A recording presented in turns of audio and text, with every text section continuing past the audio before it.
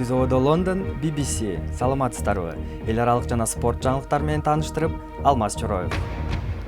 BBC Непалдагы зилзаланын айынан жер менен жексен болгон айылды көрүп келди. Британия эң татаал шайлоого даярдык көрүп жатат. Негизги эки партияга атаандаштар чыкты.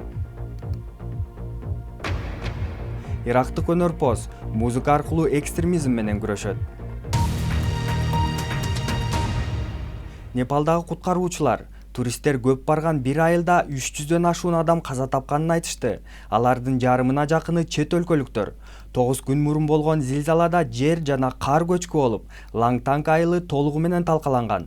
Ал жерге BBC кабарчысы Джастин Раулат барып келди. Лангтанг Гималайдагы эң кооз өрөн деп саналчу.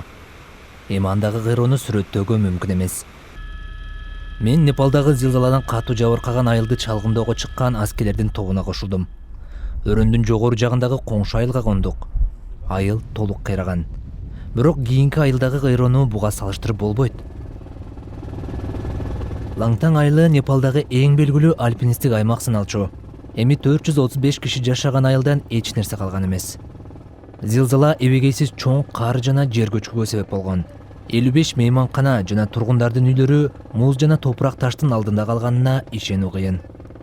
Алардын бирөөсү гана кыйраган эмес. We lost everything. Did you lose members of your family? Yes. Биз баарын жоготтук. Апамдан, бир туугандарыман айрылдым. Бүтүндөй айыл жок болду. Дээрлик баардык үй бүлөсү калышты. Колдорунда эч нерсе жок, дейт бул тургун. There are 52 bodies here. Бул жактагы 52 адамдын сөөгүн эки топко бөлүп койушкан. Бул тарапта айылдын жергиликтүү тургундарынын денеси жатат. Алардын арасында айылдагы жумушчулар да бар. There's a group of people who were working in the village, and then here are the foreigners. Экинчи тарапта болсо 4 чет өлкөлүктүн сөөгү турат. And there are 4 bodies here now. Куткаруучулардын айтымында калгандарын табууга бир нече жума керек. Британияда бейшемби күнү өзгөчө парламенттик шайлоо өтөт. Анткени өлкөнүн өзү өзгөрдү. Шотландия Британиянын курамынан чыгуу боюнча референдум өткөрдү. Кичирээк партиялар да күч алып, саясий күчтөрдүн салмагы өзгөрдү. Шайлоонун жыйынтыгы өлкөнүн келечегине дээрлик таасир этмекчи. Ондогон жылдар бою Улуу Британиянын саясий системасында эки партия үстөмдүк кылып келген. Алар оңчул консерваторлор жана солчул лейбористтер. Албетте мындан тышкары кичирээк да партиялар бар. Мисалы Түндүк Ирландия жана Уэльс аймагынан чыккан партиялар. Бирок алардын колдоочулары негизинен айтылган аймактарда чектелет. Жана бул партиялардын лидерлери, премьер-министр катары шайланууга тарапкерлери жетишсиз. Бирок саясий системада өзгөрүүлөр болду. Британиялыктар кичирээк партияларды колдоп калышты. Мисалы улутчул Плайд Камери же Уэльстин улутчул партиясы шайлоодо салыштырмалуу көбүрөөк добуш алып калды. Ошондой эле Шотландиянын улутчул партиясынын таасири да өсүп, эми алар бул шайлоодо орчундуу рол ойнойт деп айтылууда. Бул партия лейбористтерди колдоп же колдобой койгонуна жараша жаңы премьер-министр ким болору чечилет. Өткөн жылы Шотландиянын улутчул партиясы Британиянын курамында калуу же андан бөлүнүп, көз карандысыз өлкө болуу маселесин көтөрүп, референдум өткөргөн. Шайлоодо утулуп калганы менен партия көз карандысыздыкты кайрадан көтөрүп чыгышы мүмкүн. Андан тышкары ашынган улутчул UKIP партиясы да күч алып, лейборист партиясынын колдоочуларын тартып алып, бийликтеги консерваторлор партиясынын Европа биримдиги тууралуу позициясын сынга алган. Консерваторлор аргасыздан Европа биримдигинде калуу тууралуу референдумду кийинки мөөнөткө жылдырган. Бул референдум орун алса, Британия Европа биримдигинен чыгып калышы мүмкүн. Эми Британияда экиден көп партиялар колдоо таап, Вестминстерде коалициялык өкмөт түзүү өлкөнүн саясий системасында адатка айланган көрүнүш болуп калышы ыктымал. Сиз көрүп жаткан BBC эми күндүн башка жаңылыктарынын тизмеги. Дүйшөмбү күнү Техастагы Мухаммед пайгамбардын карикатура көргөзмөсүнө жасалган чабуул үчүн жоопкерчиликти Ислам мамлекети тобу өзүнө алды. Экстремисттик топ радио кайрылуусунда эки куралчан адам халифаттын жоокерлери деп билдирген. Алардын бири Элтон Симпсон терроризмге шектелген адам болгону аныкталды. ФБР аны бир нече жылдан бери аңдып жүрүптүр. Франциянын улуттук ассамблеясы шейшембиде атайын кызматтарга террорго каршы күрөштө жардам берчү жаңы чараларды бекитет. 4 ай мурун Шарли Эбдо сатиралык журналдын кеңсесине болгон кол салуудан кийин жаңы мыйзам долбоору каралууда. Мыйзам атайын кызматтарга шектүү адамдарды аңдыш үчүн жаңы технологияларды колдонууга шарт түзөт. Сириядагы козголоңчулар менен өкмөт өкүлдөрү Женевада кайрадан сүйлөшүүдө. Бул жолугушууну Бириккен Улуттар уюму 5 жылга созулган жарандык согушту токтотуш үчүн уюштурду. Ал ортодо Amnesty International уюму өкмөттүк күчтөрдү Алеппо шаарындагы козголоңчулар көзөмөлдөгөн аймактарды тынбай бомбалап, адамзатка каршы кылмыш жасап жатат деп айыптады. Өкмөт бул дооматтарды четке какты. Унаа жардыруусу орун алган жерде виолончель ойноп, Багдад шаарынын виолончелисти деп аттыккан музыкант дүйнөдөгү башка өнөрпоздорго эргүү берди.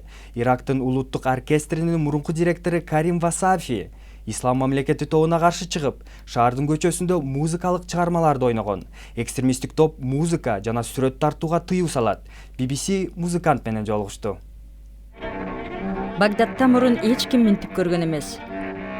Каартуу бомба чабуулу болгон жерде виолончель чертилди. Ону абдан кайгылуу.